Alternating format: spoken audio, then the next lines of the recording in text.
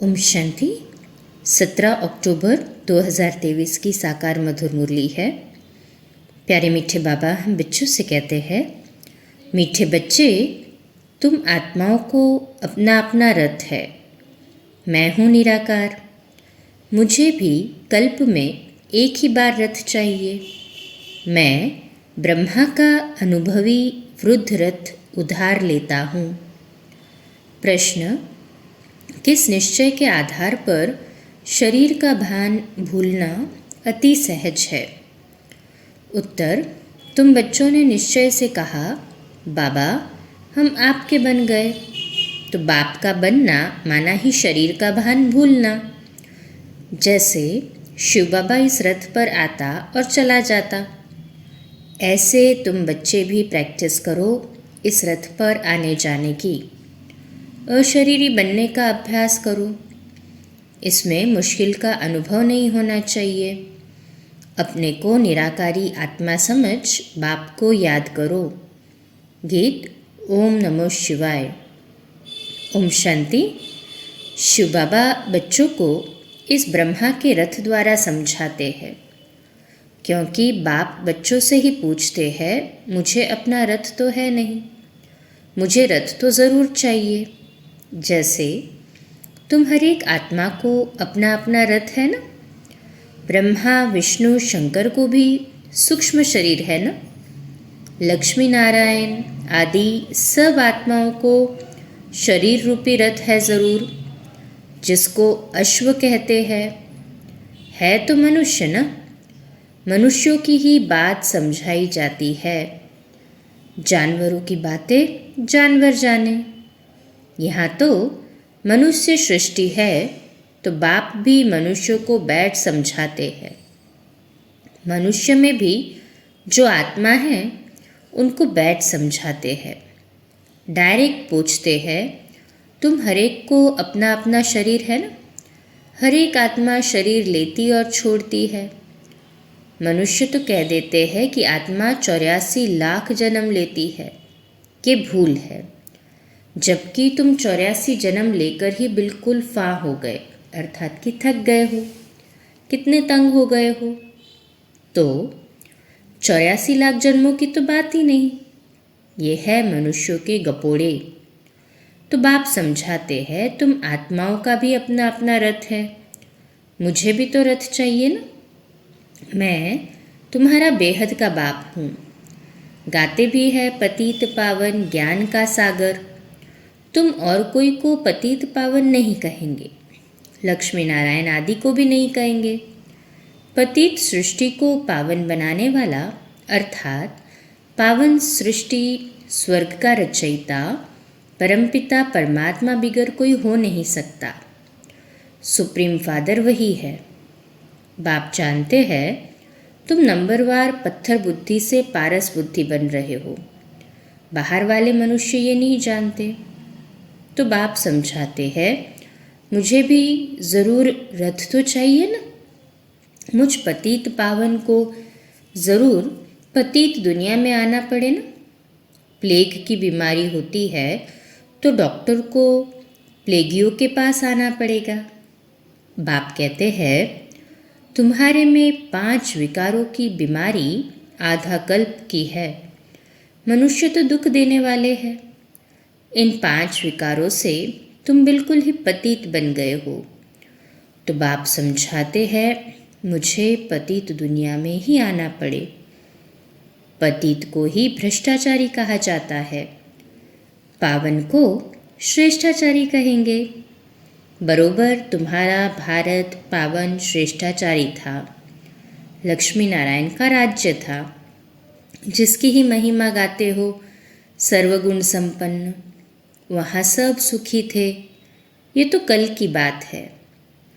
तो बाप कहते हैं, मैं आऊँ तो कैसे आऊँ, किसके शरीर में आऊँ? पहले तो मुझे प्रजापिता चाहिए। सूक्ष्म वतनवासी को यहाँ कैसे ले आ सकता? वो तो फरिश्ता है ना। उनको पतित दुनिया में ले जाऊँ, ये तो दोष हो जाए। कहेंगे मैंने क्या गुनाह किया। बाप बड़ी रमणीक बातें समझाते हैं। समझेगा वही जो बाप का बना होगा। घड़ी घड़ी बाप को याद करता रहेगा। करते हैं ना सभी घड़ी घड़ी बाबा को याद। हाँ जी, बाबा कहे, बाप कहते हैं मैं आता ही तब हूँ जब धरती पर पाप बढ़ जाता है। कलयुग में मनुष्य कितने पाप करते हैं? तो बाप पूछते हैं, बच्चे बताओ मैं आऊँ तो किस तन में आऊँ? मुझे चाहिए भी ज़रूर वृद्ध अनुभवी रथ। ये तो मैंने रथ लिया है, बरोबर इनके बहुत गुरु किए हुए हैं, शास्त्र आदि पढ़ा हुआ है। ये भी लिखा हुआ है ना कि बहुत पढ़ा हुआ था। अर्जुन की बात नहीं, मुझे कोई अर्जुन व कृष्ण का रथ थोड़ी चाहिए। मुझे तो चाहिए ब्रह्मा का रथ। उनको ही प्रजापिता कहेंगे। कृष्ण को तो प्रजापिता नहीं कहेंगे। बाप को तो ब्रह्मा का ही रथ चाहिए जिससे ब्राह्मणों की प्रजा रचे। ब्राह्मणों का है सर्वोत्तम कुल। विराट रूप दिखाते हैं ना, देवता, क्षत्रिय, वैश्य, शूद्र। बाकी ब्राह्मण कहाँ गए ये किसको भी पता नहीं। ऊंच ते ऊंच है ब्राह्मणों की चोटी। चोटी है तभी समझा जाता है कि ये ब्राह्मण है। सच्ची सोची चोटी तो तुम्हारी है। तुम राजऋषि हो, बड़ी चोटी वाले। ऋषि उनको कहा जाता जो पवित्र रहते हैं। तुम हो राजयोगी, राजऋषि। राजाई के लिए तपस्या कर रहे हो, वह मुक्ति के लिए हठयोग की तपस्या करते हैं। तुम जीवन मुक्ति राजाई के लिए राजयोग की तपस्या कर रहे हो। तुम्हारा नाम ही है शिव शक्ति। शिव बाबा तुम्हें रीइनकारनेट करते हैं तो तुम फिर से भारत में जन्म लेते हो। जन्म लिया है ना? कोई कोई ने भल जन्म लिया है, परंतु समझते नहीं कि हम शिव बाबा के बने हैं, उनके पास जन्म लिया है। अगर ऐसा समझे तो शरीर का भान बिल्कुल ही निकल जाना चाहिए। जैसे शिव बाबा निराकार इस रथ में हैं, तुम भी अपने को निराकार आत्मा समझो। बाप कहते हैं, बच्चे मुझे याद करो, अब वापस घर चलना है। तुम तो पहले अशरीरी थे, फिर देवी व देवता का शरीर लिया, फिर क्षत्रिय शरीर, फिर वैश्य शरीर, फिर शूद्र शरीर लिया। अभी फिर तुम अशरीरी बनो। तुम मुझ निराकार को ही कहते हो, बाबा अभी हम आपके बने हैं, हमको वापस जाना है, देह को तो ले नहीं चलना है। हे आत्माएं, अब मुझ बाप को और स्वीट होम को याद करो। मनुष्य जब विलायत से लौटते हैं तो कहते हैं, चलो अपने स्वीट होम भारत में चले, जहाँ जन्म लिया था वहाँ लौटे। मनुष्य मरते हैं तो जहाँ जन्म लिया था उनको वहाँ ले जाते हैं। समझते हैं भारत की मिट्टी का बना हुआ है तो वो मिट्टी भारत में ही छोड़े। बाप कहते हैं, मेरा जन्म भी भारत में है। शिव जयंती भी मनाते हैं ना, मेरे नाम तो ढेर रख दिए हैं। कहते हैं हर हर महादेव। सबके दुख काटने वाला वह भी मैं ही हूँ, शंकर नहीं है। ब्रह्मा सर्विस पर हाजिर है और फिर जो स्थापना करते हैं वही विष्णु के दो रूप से पालना करेंगे। दो रूप विष्णु के अर्थात लक्ष्मी नारायण के रूप में पालना करेंगे। मुझे प्रजापिता ब्रह्मा ज़रूर चाहिए। आदिदेव का बरोबर मंदिर भी है। आदिदेव किसका बच्चा है? कोई बताए, उनका बाप कौन था? आदिदेव प्रजापिता ब्रह्मा है, उनका बाप है शिव। ये जगत पिता जगत अम्बा का यादगार मंदिर है।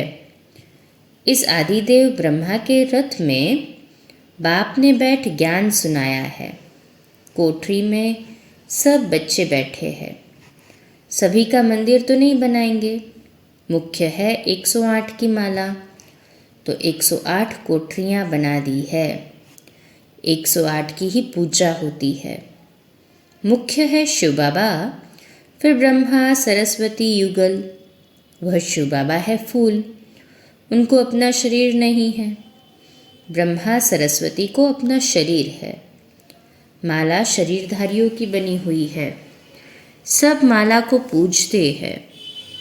पूजकर पूजा करेंगे, फिर शिव बाबा को नमस्कार करेंगे, माथा झुकाएंगे, क्योंकि उसने इन सब को पतित से पावन बनाया है, इसलिए पूजी जाती है। माला हाथ में ले बैठ राम राम कहते हैं। परमपिता परमात्मा के नाम का किसी को पता नहीं है। शिव बाबा है मुख्य, फिर प्रजापिता ब्रह्मा और सरस्वती भी मुख्य है। बाकी ब्रह्मा कुमारियाँ जो जो पुरुषार्थ करते रहते हैं उन्हों के नाम होंगे। आगे चल तुम सब देखते रहेंगे। जब पिछाड़ी होगी तब तुम यहाँ आकर रहेंगे। जो पक्के योगी होंगे वही रह सकेंगे। भोगी तो थोड़ा ठका सुनने से ख़त्म हो जाएंगे। कोई का ऑपरेशन देखने से भी मनुष्य अनकॉन्शियस हो जाते हैं। अभी पार्टीशन में कितने मनुष्य मरे। वो लोग तो गपोड़े मारते रहते हैं कि हमने बिगर कोई लड़ाई राज्य ले लिया, परंतु मरे इतने जो बात मत पूछो। यह है झूठी माया झूठी काया। अभी सच्चा बाप बैठ तुमको सच सुनाते हैं, डबल अंडरलाइन। बाप कहते हैं मुझे रथ तो ज़रूर चाहिए, मैं साजन बड़ा हूँ तो सजनी भी बड़ी चाहिए। सरस्वती है ब्रह्मा मुख वंशावली, वो कोई ब्रह्मा की युगल नहीं है, ब्रह्मा की बेटी है। उनको फिर जगत अम्बा क्यों कहते हैं? क्योंकि ये मेल है तो माताओं की संभाल के लिए उनको रखा है। ब्रह्मा मुख वंशावली सरस्वती तो ब्रह्मा की बेटी हो गई। मम्मा तो यूथ है ना, ब्रह्मा बाबा तो बुजुर्ग बताया है। सरस्वती जवान, युद्ध। ब्रह्मा की स्त्री शोभती भी नहीं है, हाफ पार्टनर कहला ना सके। अभी तुम समझ गए हो। तो बाप कहते हैं मुझे इस ब्रह्मा का शरीर लोन लेना पड़ता है। उधार पर तो बहुत लेते हैं। ब्राह्मण को खिलाते हैं तो वह आत्मा आकर ब्राह्मण के शरीर का आधार लेगी। आत्मा वह शरीर छोड़कर आती है क्या? नहीं। ये तो बच्चों को समझाया गया है कि ड्रामा में साक्षात्कार की रस्म रिवाज पहले से नोंद है, यहाँ भी बुलाते हैं। ऐसे नहीं कि आत्मा शरीर छोड़कर आएगी, नहीं, ये ड्रामा में नोंद है। बाप के लिए तो ये रथ नंदीगण है, नहीं तो शिव के मंदिर में बैल क्यों दिखाते हैं? सूक्ष्म वतन में शंकर के पास बैल कहाँ से आया? यहाँ तो है ही ब्रह्मा विष्णु शंकर, और वह युगल दिखाते हैं, प्रवृत्ति मार्ग दिखाते हैं। बाकी वहाँ जानवर कहाँ से आया? मनुष्यों की बुद्धि कुछ भी काम नहीं करती है, जो आता है सो कहते रहते हैं, जिससे waste of time waste of energy होती है। तुम कहते हो हम सो पावन देवता थे, फिर पुनर्जन्म लेते लेते हम पतित पुजारी बने हैं। आपे ही पूज्य आपे ही पुजारी। पूज्य और पुजारी कोई भगवान नहीं बनता, उनको थोड़ी 84 जन्म लेने पड़ते हैं। माया मनुष्यों को बिल्कुल पत्थर बुद्धि बना देती है। हम सो का अर्थ ये नहीं कि हम आत्मा सो परमात्मा है, नहीं, हम सो ब्राह्मण सो देवता बनेंगे, फिर सो ही क्षत्रिय, फिर सो वैश्य, तो पुनर्जन्म लेते आएंगे। कितनी अच्छी समझानी है। बाप कहते हैं मैंने जिसमें प्रवेश किया है इसने बहुत गुरु किए हैं। ब्रह्मा बाबा ने शास्त्र पढ़े हैं, जन्म भी पूरे 84 लिए हुए है, ये नहीं जानता। हम तुमको इन सहित बताता हूँ। शिव बाबा हमें ब्रह्मा बाबा के जन्म कितने हुए उसके सहित बताता है ना।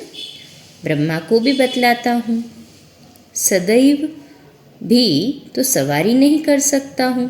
बाबा सदैव तो सवारी नहीं करता है, ब्रह्मा बाबा की भी लोन लिया हुआ रथ है।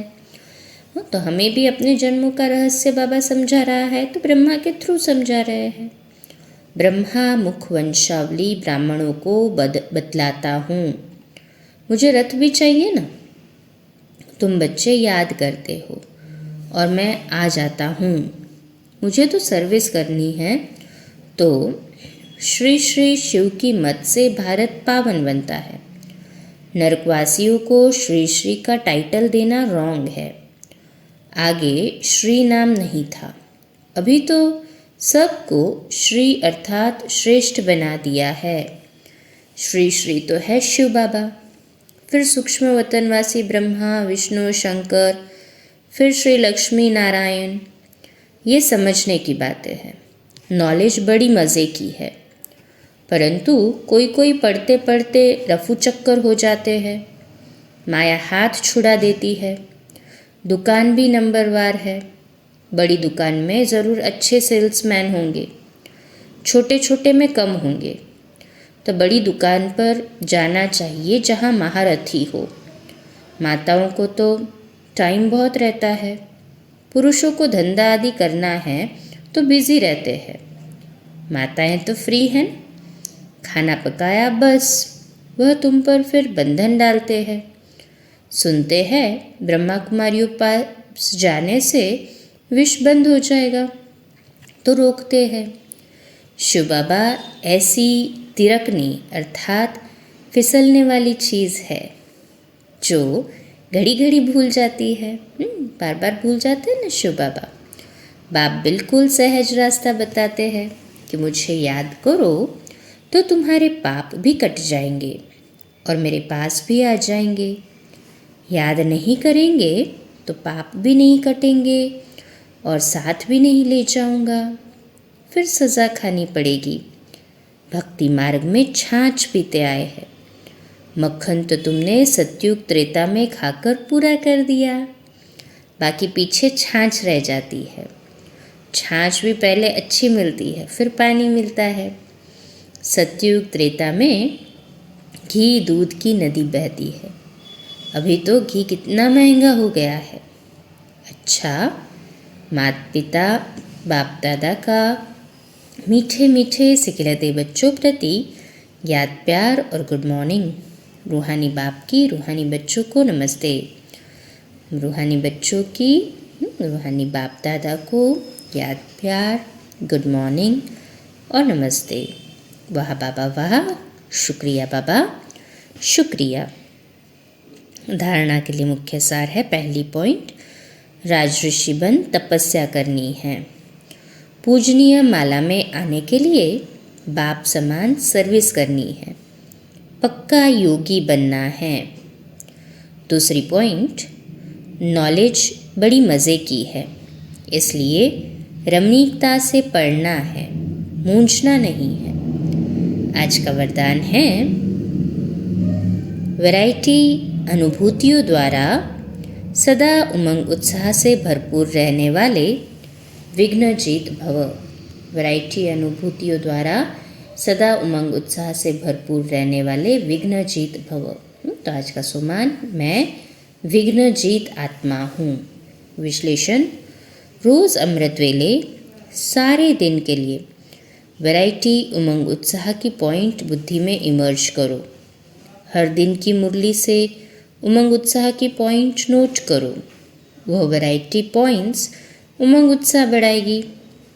मनुष्य आत्मा का नेचर है कि वैरायटी पसंद आती है, इसलिए चाहे ज्ञान की पॉइंट मनन करो या रूरियान करो, वैरायटी रूप से ज़ीरो बन अपने हीरो पार्ट की स्मृति में रहो, तो उमंग उत्साह से भरपूर रहेंगे और सब विघ्न सहज समाप्त हो जाएंगे। स्लोगन है, अपनी अवस्था को ऐसा शांत चित्त बना लो जो क्रोध का भूत दूर से ही भाग जाए। 6. कम बोलो, धीरे बोलो, मीठा बोलो, सत्य बोलो, सोच समझकर बोलो। निमित्त भाव, निर्माण भाव, निर्मल वाणी। ओम शांति। आज रात्रि क्लास 8:45 बजे, कल सुबह अमृत वेला मेडिटेशन 3:30 से 4:30 और मुरली क्लास प्रातः 4:45 बजे। ओम शांति।